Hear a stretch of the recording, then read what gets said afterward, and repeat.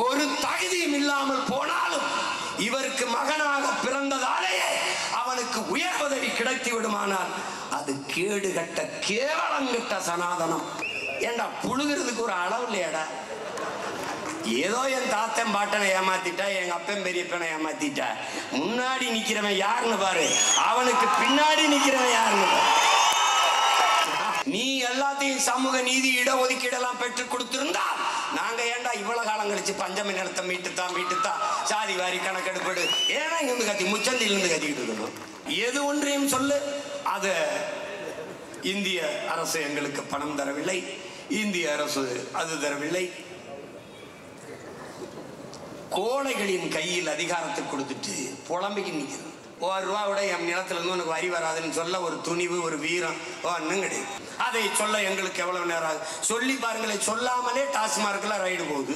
அதுக்குள்ள ஏதோ கதவை பிடிட்டு பேசுவாங்க. பொறுக்கு 1,00,000 கோடி ஊழல்னாங்க, அப்புறம் ஒரு வாரம் கழிச்சு 1000 கோடிங்கிறாங்க, இன்னும் கொஞ்ச நாள் கழிச்சா 100 கோடிம்பாங்க, கடைசியா ஒண்ணும் இல்லை சரியாத்தான் இருக்கும்பாங்க. எங்க அண்ணன் ஏர்போர்ட் முந்தி சரக்க வச்சுக்கிட்டு கறியை வறுத்து சாப்பிட்டு பேசுவாங்க. அப்படியா? அப்படியா? கல்லருக்கு ஒரு அமைச்சர், மறவருக்கு ஒரு அமைச்சர், அகமுடையருக்கு ஒரு அமைச்சர், முடிஞ்சது. ஆனா வெளியில வந்து சனாதனத்தை ஒழிப்போம், அதுக்கு தாண்டா உங்களை ஒழிக்க போராடுறோம். சனாதனத்தை ஒழிப்போம், அதுக்கு என்ன செய்யலாம்? உங்களை ஒழிக்கணும்டா, உங்களை ஒழிக்கணும். நான் கோனார், எனக்கு நாட்டிலே 2 அமைச்சர், 2 அமைச்சர். நான் முஸ்லிம், எனக்கு 2 அமைச்சர். இந்த நாட்டில் இருக்கிற தமிழ் குடிகள் எல்லாருக்கும் 2-3 பிச்சை இடம், பிச்சை இடம். நான் எடுத்துக்கிட்ட போக மிச்ச இடத்தை உனக்கு கொடுத்துருக்கணும், ஆனா நீ எனக்கு பிச்சை இடம். ஆனால் நாட்டிலேயே கோன் 2வது தாய்க்குடி, நான் முதல் குடி குறவன். இங்கே இருக்கிற தமிழ் சொந்தங்களிடத்திலே, என் தம்பி தங்கைகளிடத்திலே கேட்கிறேன், மனச்சான்று படி, நெஞ்சிலே கை வச்சு சொல், இந்த நாட்டில் உன் ஆதி தாய்க்குடி குறவர் குடிக்கு ஒரு இடம், வார்டு கவுன்சிலராக இருக்கானாடா, ஒரு சட்டமன்ற உறுப்பினர், பாராளுமன்ற உறுப்பினராக இருக்கானாடா? உன்னால் நம்ப முடிகிறதா? அவனுக்கு சாதி சான்றிதழ் இல்லடா, கம்யூனிட்டி சர்டிபிகேட்டே கிடையாது. உங்கள் முன்னாடி இருக்கிற இந்த மகன் போராடி 4000 பேருக்கு சாதி சான்றிதழ் வாங்கி கொடுத்திருக்கணும். அந்த நிலையில் தான் இந்த திராவிட ஆட்சியாளர்கள் நம் தாய்க்குடியை வச்சிருந்தான். கீழே 2வது தாய்க்குடி ஆயர் கோன். நாம் யாதவர்கள் இல்லை, யாதவ் தமிழ் சொல்லே இல்லை. 2வது பெரிய தாய்க்குடி ஆயர் மேய்ப்பன். நான் கோன். கோன் என்றால் அரசன். பரப்புயர நீர் உயரும், நீர் உயர நெல் உயரும், நெல் உயர குடி உயரும், குடி உயர கோல் உயரும், கோல் உயர கோன் உயர்வான். அந்த கோன், இந்த கோன். நமக்கு ஒரு நோய், அதனால நம்ம யாதவ்னா எந்த யாதவ்? உத்தரப்பிரதேச யாதவா, பீகார் யாதவா, ஆந்திரா யாதவா, தமிழ்நாட்டு யாதவா? ஒரு நோய். 2வது தாய்க்குடி இந்த நாட்டில் பெற்றிருக்கிறது 2 அமைச்சர். ஆனால் ஐயா ஸ்டாலின் வீட்டிலே 2 அமைச்சர். 1 மிக உயர்ந்த பதவி, முதன்மை அமைச்சர், முதலமைச்சர். 2வது பெரிய பதவி துணை முதலமைச்சர், 2. அவங்க அப்பா இருக்கும்போது ஐயா கருணாநிதி அவர்கள் முதலமைச்சர், 2வது பெரிய பதவி துணை முதலமைச்சர், 2 அப்பாவும் மகனும். பிறப்பினாலேயே ஒருவன் இந்த இடத்தில், இந்த நிலத்தில், இந்த சாதியில் பிறந்து விட்டதாலேயே அவனுக்கு உயர்ந்த இடமும் பதவியும் கிடைக்குமானால் அதுதான்டா சனாதனம். இதற்கு பெயர் தான்டா சனாதனம். ஒரு தகுதியும் இல்லாமல் போனாலும் இவருக்கு மகனாக பிறந்ததாலேயே அவனுக்கு உயர் பதவி கிடைத்து விடுமானால் அது கேடு கட்ட கேவலங்கிட்ட சனாதனம். அதை ஒழிக்கத்தான் சாதி வாரி கணக்கெடு. என் தம்பி திருமாறன் கூட வன்னியர்களுக்கு 10.5 இடஒதுக்கீடு என்று எங்க ஐயா கேட்டது 20 விழுக்காடு, ஆனால் அறிவித்தது 10.5. அதை வழக்க போட்டு நிறுத்தி விட்டார்கள். அதுவும் செயல்பாட்டுக்கு வரவில்லை. வரும். நாம் வந்த பிறகு எல்லாம் செயல்பாட்டுக்கு வரும். அவர் கேட்பது 20 10.5 அல்ல, சாதி வாரி கணக்கெடு, எடுத்து வன்னியரை எண்ணு. ஐயா அவளை வரலையா, 10.5 இல்லையா, 8.10 தான் வருதுன்னு சொல்லி கொடு, மறுக்க மாட்டார். எண்ணு, தேவரை எண்ணு, கோணாரை எண்ணு, உடையாரை எண்ணு, முத்தரையரை எண்ணு, எல்லாரையும் எண்ணி விடு. கவுண்டர் எவ்வளவு எண்ணு, வெள்ளாள கவுண்டர் எவ்வளவு, வேட்டுவ கவுண்டர் எவ்வளவு, ஊராளி கவுண்டர் எவ்வளவு, எண்ணி கொடுத்துரு. எந்த பிரச்சனையும் வராது. ஏனால் தமிழர்கள் பேரன்புக்காரர்கள், பெருந்தன்மை மிக்கவர்கள். எங்களுக்குள்ள எதுக்கு சண்டை வருது, எதுக்கு போட்டி வருது, எதுக்கு பொறாம வருது? ஒரு எளிய உதாரணம் தான், ஒரு எளிய புரிதல் தான் என் அன்பு தம்பி தங்கைகளே. 50 பேர் இருக்கிற வீட்டிற்கு 5 பேர் சாப்பாடை அனுப்பக்கூடாது. 5 பேர் இருக்கிற வீட்டிற்கு 50 பேர் சாப்பாடை அனுப்பக்கூடாது. இது அநீதி, சமூக நீதி இல்லை. இதுதான் நம்முடைய நிலைப்பாடு. இதுதான். ஒரு பாட்டி ஒரு குடும்ப அட்டை வைத்திருக்கிறார். ஒரு குடும்ப அட்டைக்கு 10 கிலோ அரிசி. ஆனால் அந்த ஒரு பாட்டி மட்டும்தான் அந்த வீட்டிலே இருக்கிறார். அட்டைக்கு 10 கிலோ அரிசி. இது பகிர்வு, பங்கீடு. பக்கத்து வீட்டில் 10 பேர் இருக்கிறார்கள், அந்த குடும்ப அட்டைக்கும் 10 கிலோ அரிசி. இது நியாயமான பகிர்வா? இதான் கேள்வி. இதனால் தான் நீ எடுத்து கொடுக்காதே, எண்ணி கொடு, அள்ளி கொடுக்காதே, அளந்து கொடு என்று கேட்கிறோம். இவர்கள் ஏன் எடுக்க மாட்டார்கள், ஏன் கொடுக்க மாட்டார்கள்? ஏன் என்றால் அவர்கள் எவ்வளவு இருக்கிறார்கள் என்பது தெரிந்துவிடும், தமிழர்களுக்கு தெளிந்துவிடும், கிளர்ச்சி எழுந்துவிடும், புரட்சி நடந்துவிடும். இத்தனை காலமாக இந்த தமிழ் குடிகளை இவர்கள் வஞ்சித்து ஏமாற்றி இவர்களுக்குள்ள உரிமையை அவர்கள் எப்படி அனுபவித்துக் கொண்டிருந்தார்கள் என்பது தெரிய வந்துவிடும். இங்க இருக்கிற சிக்கல். அதனால எடுக்க மாட்டார்கள், திராவிடர்கள் எடுக்க மாட்டார்கள். கேட்டால் இங்கே பேசி என்னுடைய தம்பி எல்லாம் சொன்னார்கள். தம்பி திருமாறன், தம்பி கரிகால பாண்டியெல்லாம் சொன்னாங்க, சாதி வாரி கணக்கெடுப்பு என்றால் அது எங்களால் முடியாத, அந்த உரிமை இந்திய ஒன்றிய அரசு தான் எடுக்க வேண்டும் என்று சொல்வார். இவர்கள் தான் மாநில தன்னாட்சி, மாநில உரிமை என்று முழங்கியவர்கள் அவர்கள் தான். எங்கே மாநில உரிமை? அப்போ சாதி வாரி உன்னால் கணக்கெடுக்க முடியாது. ஆனால் வீடு வாரியா ஓட்டு எவ்வளவு நீ நோட்டுக்கு கொடுக்க உனக்கு எப்படி முடியுது?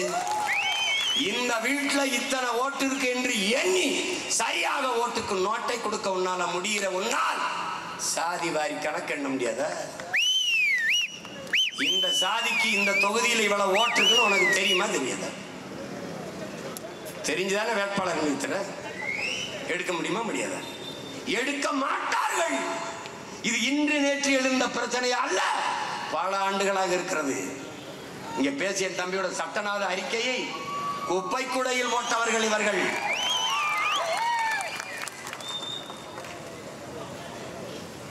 பீகார் எடுத்தது ஏன்? அங்கு பெரியார் பிறக்கவில்லை. தெலுங்கானாவில் எடுக்கிறார்கள் யார்? இவர்கள் கூட்டணி வைத்திருக்கிற காங்கிரஸ் கட்சி எடுக்கிறது. ஏன்? அங்கு பெரியாரும் இல்லை, திராவிடம் இல்லை, அதனால் எடுக்கிறார்கள். இவங்க எவ்வளவு அயோக்கிய ஃப்ராடுகள் இவங்க. அவர் இல்லைன்னா நீ எல்லாம் ஐபிஎஸ் ஆயிருப்பியா, ஐஏஎஸ் ஆயிருப்பியா? ஏதோ ஐஏஎஸ் ஐபிஎஸ் அகாடமி வச்சு படிக்க வச்ச மாதிரி,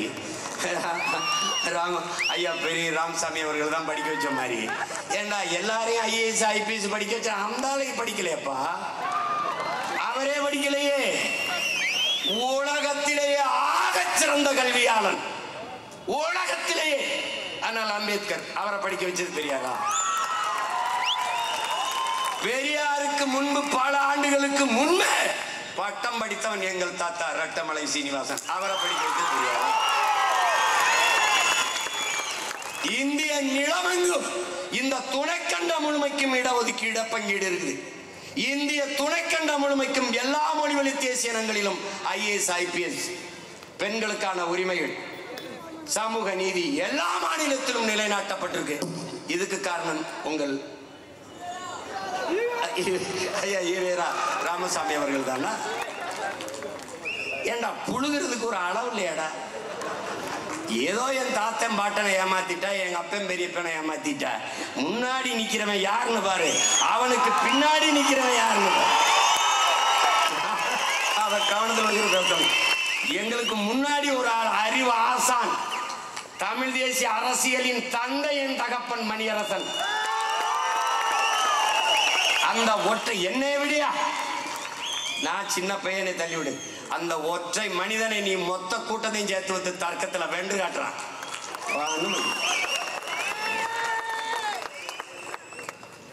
தோத்து போனேன், செத்து போச்சு. ஒரு கேள்விக்கு பதில் கிடையாது. ஒரு கேள்வி. ஈவேரா ஐயா அவர்களுக்கு எந்த சம்பந்தம் இல்லாத உத்தரப்பிரதேசத்தில் தாழ்த்தப்பட்ட மகள் முதலமைச்சராக இருந்து ஆண்டுட்டு போயிட்டார்.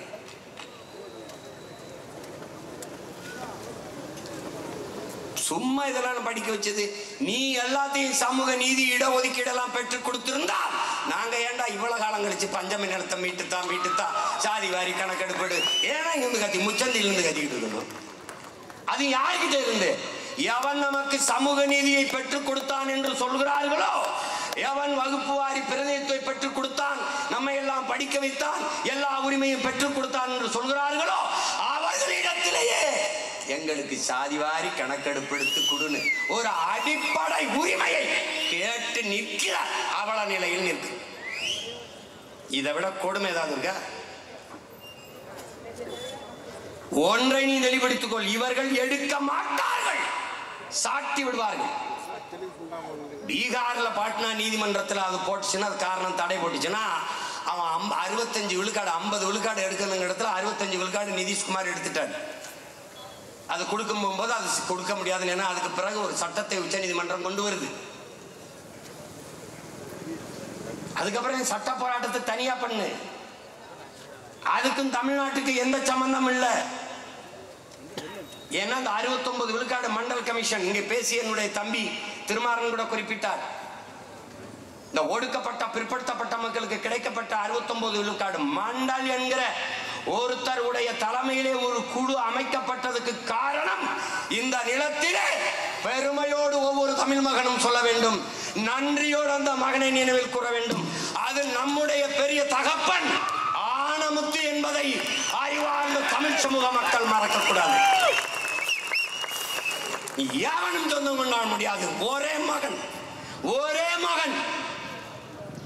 ஒவ்வொரு மாநிலமாக சென்ற அந்த மாநில தலைவர்களை சந்திச்சு பேசி பல ஆண்டுகள் அங்கேயே தங்கி ஒடுக்கப்பட்ட பிற்படுத்தப்பட்ட தாழ்த்தி வீழ்த்தப்பட்ட மக்களினுடைய தலைவர் பெருமக்களை சந்தித்து, குடியரசுத் தலைவர் பல அரசியல் கட்சி தலைவர்களை சந்திச்சு பேசி, அது ஐயா விபி சிங் வரும்போது அது சட்ட வரைவுக்கு வருது. அப்போது முதலமைச்சராக இருந்த அம்மையார் ஜெயலலிதா அவர்கள் 69 விழுக்காடு ஒரு சட்ட வரைவை ஏற்படுத்தி, சட்டத்தை நிறுவி ஒரு ஆவணப்படுத்தி, அதுக்கு சட்ட பாதுகாப்பை தமிழ்நாட்டில் ஏற்படுத்தி வைத்திருக்கிறார். தமிழ்நாட்டிற்கும் அங்கே பீகாரில் வந்த தீர்ப்புக்கும் சம்பந்தம் கிடையாது. நீ எடுக்கலாம், உச்ச நீதிமன்றமே சொல்கிறது சாதிவாரி கணக்கெடுப்பை மாநில அரசுகளை எடுத்துக்கொள்ளலாம் என்று. அதையும் மீறி இவர்கள் எடுக்க மாட்டார்கள், இந்திய ஒன்றிய அரசு தான் எடுக்க வேண்டும் என்று சொல்வார்கள். இந்த சாதிவாரி கணக்கெடுப்பிற்கும் சமூக பிரதிநிதித்துவத்திற்கும் நேர் கொள்கை கொண்டது பாரதிய ஜனதா காங்கிரஸ். இப்போது அருமை சகோதரர் ராகுல் காந்தி சாதிவாரி கணக்கெடுப்பு எடுக்க வேண்டும், ஏனென்றால் காங்கிரஸ் கட்சி முந்தா நாள் தான் தொடங்கப்பட்டிருக்கிறது, இப்போதுதான் அது தேர்தலில் நிக்க வந்திருக்கிறது. என் நாடும் மக்களும் இவ்வளவு நாசமா போய் பட்டினி வசியா குட்டியச்சவரா கிடக்க காரணம் உன்னுடைய தாத்தனுக்கு தாத்தன், உன்னுடைய பாட்டி, உன்னுடைய அப்பன், உன்னுடைய அம்மா. இப்ப நீங்க புதுசா வந்த மாதிரி பேசுவாங்க. திடீர்னு தூக்கத்திலிருந்து எழுப்பி விட்டவன இவனுக்கு தமிழ் தேசிய அரசியல் மட்டுமல்ல உலக அரசியல் உள்ளங்கையில் இருக்கிறது என்பதை புரிந்து கொண்டு எதிரிகளும் துரோகிகளும் எங்களோடு மோத வேண்டும். சும்மா அப்படி பேசக்கூடாது. உனக்கு என்ன தெரியும், எனக்கு என்ன தெரியும், கணக்கு என்ன தெரியும். நீ எடுக்க மாட்ட, நாங்க இங்க நிக்கிறது என்ன, எல்லாரும் இந்த வர்றோம், வெல்றோம், எடுக்கிறோம்.